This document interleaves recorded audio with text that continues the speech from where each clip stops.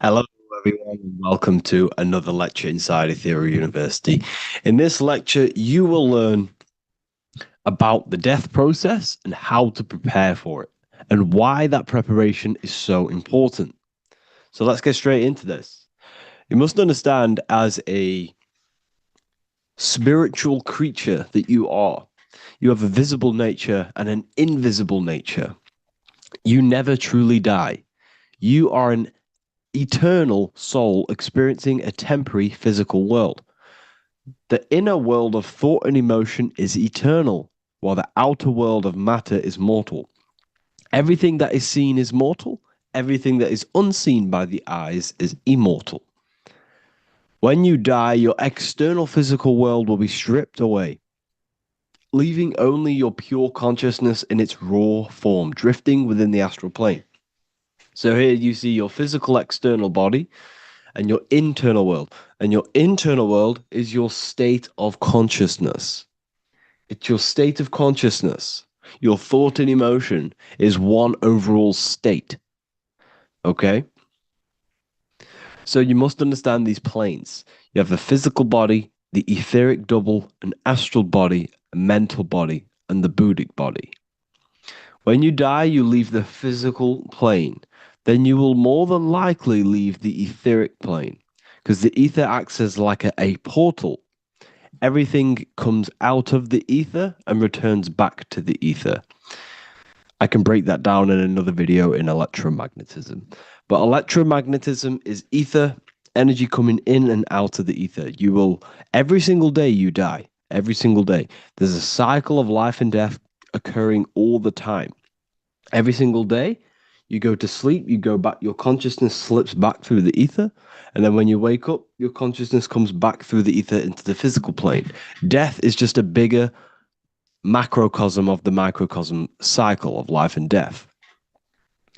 So you will return back to the astral, which is the realm of imagination, infinite possibilities. And this is where thought forms start to manifest.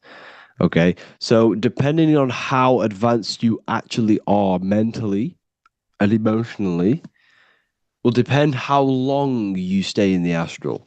Now, what we must understand is that there is many different components to the astral. We have the higher astral, the middle astral, and the lower astral. These are all vibrational states.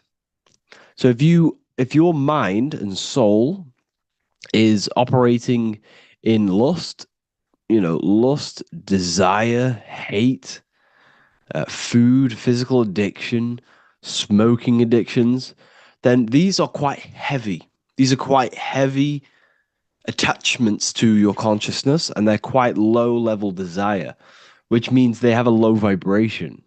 You will manifest in the lower astral when you're stripped from your physical body. The lower astral is not inherently evil.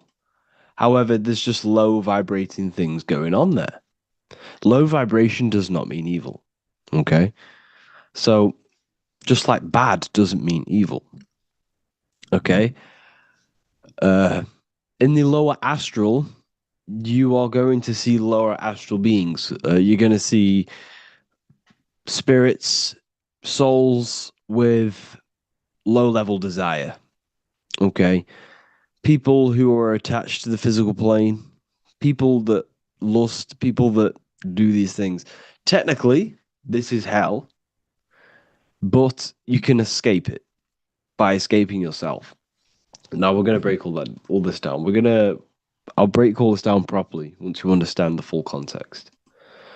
So depending on your level of desire, you will manifest in a corresponding layer of the astral plane. If your mind is still attached to the low physical desires, you will find yourself in the lower astral realms. But if you have few desires and have detached from the worldly attachments while you are encased in a body, then you will rise into a higher or middle astral plane, mainly the middle. Okay. The higher astral plane is very formless. So as I broke down here, this is, well, the physical plane is the lowest dimension. This is the most form. the most matter. It's quite heavy. The higher you go, the lighter it becomes. The more fluid, the more formless it becomes. So you see here it says denser, down, and lucidic up. So this is more lucidic in these higher realms. This is more dense in the lower realms. So this is why the ancient Egyptians were always talking about, I'll show you this. This is showing you death. So first of all, we have Anubis, which represents death. Here you have the heart, which represents the soul. And here you have a feather. And this is a scale. You see how this is a balanced scale? So what this is symbolizing, this represents death. This represents your heart, and this is a feather. So when you die, your heart must be as light as a feather, which means your emotions, your soul, should have no attachments to the world. It should be light. It should be detached. This is why the word light and light are the same. Light is in heavy and light is in very bright. Because when you're less attached to the things, your soul shines. You're authentic. You're light. You're very bright soul. And you have no attachments. Your light is in not heavy. So you must detach from the worldly desires. We have to detach from the smoking, the food. This is why we should fast. Smoking, this is why we should detox. We should also meditate. We should also be able to sit with ourselves for long periods of times. Okay? I'm going to break all this down properly. But that's why the Egyptians show you the symbolism here. Okay? So you're stripped of your material body. So that state of consciousness you're in right now, your inside world, if you shut your eyes, that state you're in, that is what you're going to experience when you die. Okay? And you're going to be manifested into the astral. In the physical plane, you can mask or hide almost anything. But in the spiritual realm, you cannot. The astral body, your thoughts and emotions directly shape your spiritual body, your astral body, revealing your true inner state. So your desires that you can hide in the physical plane, your emotions, your thoughts, you can't hide any of that in the spiritual plane, in the astral plane. That will directly shape who you are, your color of your astral body, and your astral body as a whole. So here we have Kim Kardashian. If you could see this lady's astral body, you would run so far that you would be horrified for the rest of your life. If you could see their spirit, their astral form, it would be horrific because their mind is so attached to, physical things, so attached to desire, money, fame, worship, power. These people do not want to die. These billionaires and millionaires will never want to die. They will do whatever they can to stay alive because they understand when they die, they have to face themselves. They have to face their inner world. And their astral body, their true authentic self on the inside is horrible and horrific and so low vibration. So this is where it comes in.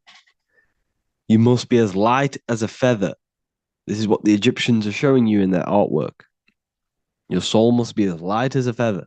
In order for the soul to ascend to a higher plane and not look at that physical plane and say, I want to go back or I want to desire things down there, you must detach now and prepare for death.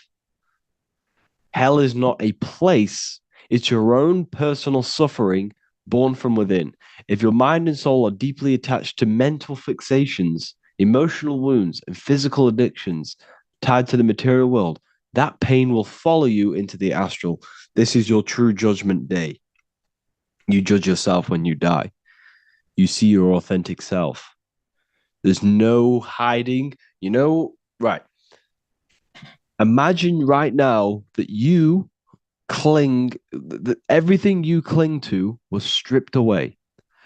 No matrix, no electricity, no food, no TikTok, no phone, No possessions, no distractions, no one else. Could you sit alone with yourself for just 1 hour? Could you sit alone with your thought and emotion? That moment of truth is what you must begin to prepare for. Could you sit alone with yourself? Can you sit alone for long periods of time and just think? And if you cannot, then you're running from your internal world. You're running from your thoughts. You're distracting yourself from your thoughts. This is what we must address. Now, don't feel bad if this is you. We've all have problems. We all have internal problems. But this is what we have to face directly in order to prepare for life after death. We must meditate for long periods of time. Not even meditation. We should be able to sit with ourselves with no distractions and just think. This, this is what the people of the past used to do when we had no technology. People would sit and think for hours. This is what we need. Because if you cannot sit with yourself, imagine sitting with yourself with no physical body. That's the level that's going to happen. And we need to prepare for that. The soul and mind must become as light, as weightless, as radiant as a feather to ascend to a higher plane and move beyond the physical life. To rise, they must release heaviness, attachments, burdens, fears, and desires. The lighter and brighter your inner being becomes, the more freely it can rise into a higher state of existence. Ascension is not about going somewhere, it's about becoming something pure, clear, and luminous. Okay, this is very important. Very, very important. We must detach from the worldly things. So, enough of that. How do we do it? How do we attach? How do we prepare? Number one, you must detach from the material things. Start loosening your grip on things, possessions, titles, even identities. They are temporary. Appreciate them, but don't let them define you. Let nothing outside of you define you. Nothing. Your name is not you. Your job is not you. Your reputation is not you.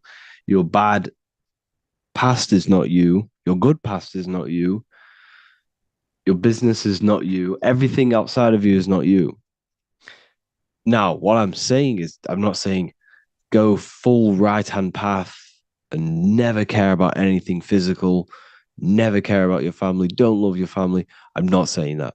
What I am saying, love these things, love these outside things, but do not become attached and do not let them define you. You must be okay with losing anything that is outside of you. You must be okay with that because you must understand the physical plane it's promised that everything is temporary. Everything is temporary in this plane. So don't ever think it's going to be there forever because it's not. And you must remind yourself, not remind yourself, but I think about this sometimes when I start becoming a bit attached to work and stressed. Uh, I just remind myself that I'm going to, this is temporary. I'm going to leave this world one day and I'm not going to care. So you must have the balance. Okay. The balance is key. You can go down that right hand path and just fully cut off from the world like a monk and shave off your hair, disconnect from the physical world. You can do that. That's not wrong. There's different paths in life. You have the left hand path, purely physical. You have the middle path, which is balance between the physical and spiritual. Then you have the right hand path, which is monk mode, where you fully disconnect from the world. They shave their hair off to disconnect from the physicality. They meditate for long periods of time. This is what they're doing. They're preparing for death. Monks prepare for death. They understand this. They understand that you don't die. Your inner world is the true world. The inner world is the only world that exists. Everything outside of you is an extension of you. Number two, cleanse the mind. Watch your thoughts. Are they rooted in fear, anger, regret, or craving? Meditation, mindfulness, and inner reflection help purify the mind. The cleaner your thoughts, the lighter your spirit. So your astral body is formed by your thoughts, it's formed by your emotions. If you sit around thinking about eating all day, you're going to have a very heavy astral body. It's going to manifest in the lower planes. But if your mind is thinking about good things with good intentions, love, knowledge, expansion, you're going to manifest even the middle or the higher. And there are ways to even ascend out of your astral body. Yes, you can ascend out of your astral body and out of the mental body, but that's all very advanced, and I'm not going to teach that yet. I'll make another video on that, but you can ascend from them bodies. The astral plane is not the end. You can keep ascending as a soul until you're left with just the pure essence of the soul. But we're going to, anyways, cleanse the mind, reprogram the limiting belief systems, let go of mental attachments. And the way you do this is by getting a piece of paper and writing down every single attachment that you have. And you're going to realize, dude, there's more than you think. Okay. We have to detach from these. We have to. 4, practice presence. Can you sit in silence with yourself? The more at ease you are with your own inner being, the less you'll fear death. The afterlife is just an extension of your inner world. It's so important. This is so, so important. Can you sit with yourself? If you cannot sit with yourself, you have some inner work to do. You have some thoughts to address, some beliefs to address, and some feelings to address. Okay, so practice sitting in the present, meditation, or just literally sit there and try and be okay with yourself. And if you can't be okay with yourself, then there's something you need to address, whether it's a belief system, whether it's an emotional trauma, or something. This is what we must reshape, refine, and let go of. Live truthfully, speak and act from your soul, not from fear or ego. The more authentic you are, the more aligned you become with your true self, which carries beyond this life. The ego is your mind's perception of itself while being incarnated in this world. It's been shaped by your experiences, your thoughts, your beliefs, and your emotions. So your ego is basically this false thought form that you've created. It's a false layer of yourself that sits on top of your true authentic self. It's basically your physical character. When you were young, you had no ego. You were pure. You had a pure consciousness. But then as you grew older, your ego started to grow, and it still is growing because it was shaped by experiences, things you've gone through, things you said, things you believe, things you think. It's created by you, by your mind. And the ego is close to the word echo. The ego is the echo. It's an echo. It's a layer. It's a false identity. It's a false layer that sits on top of your soul. And if you don't get rid of that ego, if you don't know how, well, not get rid of it, but balance it. If you don't know how to rise above that ego and you die, it's that ego that's going to be pulling down when you die. It's that ego that's going to be your suffering. Okay. 7, connect with the divine, whether through prayer, meditation, tune into something greater than yourself. The connection is the soul's compass beyond this world. If you can meditate and rise above them clouds of thought, that's the soul, that's the observer. We must connect with that. Okay, this will definitely help with just allowing yourself to connect with your true self. Meditation's great because you can just fully detach from the world. And the more you meditate, the more you can prepare for death. A powerful way to cultivate detachment is through daily detachment meditation, done either at night or in the morning or the first breath upon waking. Or do this as many times as possible per day. Start by physically grounding yourself in the present moment. Say out loud, I am here right now, nothing else matters. Let that phrase draw your awareness into the now. Just keep saying it until you're present. Then begin to slowly list everything you identify yourself with, one by one. I am not your body. I am not my body. I am not my name. I am not my possessions. I am not my house. I'm not my children. I'm not my everything. I am not my thoughts. Release each layer gently Imagine if you want to, if you have a good imagination, imagine placing these things into a big box, placing your body, placing your name, placing your possessions, placing your house, your car, your thoughts, your beliefs into a box, and then shut that box. If you have a good imagination, do that. That can help. And you'll be left with yourself. And you're not even that. It goes even deeper. Eventually, you'll reach the mind itself, detach from the language that the mind is even using. Now, that's very difficult. And not many people have ever thought about that, and they've ever even been there. Detach from the language that the mind is using. Think about that for a second. Your mind is not what you actually think. It goes very deeper. Your mind is not that little voice. It's that voice that the language is using. So even the language is a spell on your mind. Okay, it's an attachment. Eventually, you'll reach the mind itself, detached from the language it uses, the voice in your head, the need to define.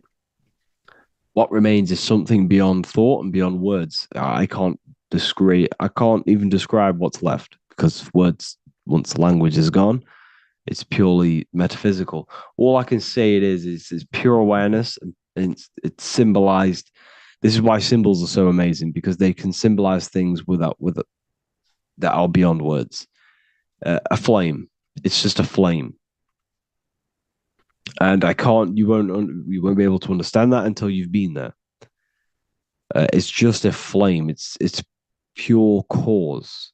Like, words can't describe it. You'd have to experience it. Connect with this essence daily. This is truly who you are. So this is a great way to detach. We can do these detachments every single day during meditation. This will definitely help over long periods of time. Of course, you're not going to be ready tomorrow for death, but just try and prepare for these things. This is the whole reason people used to meditate.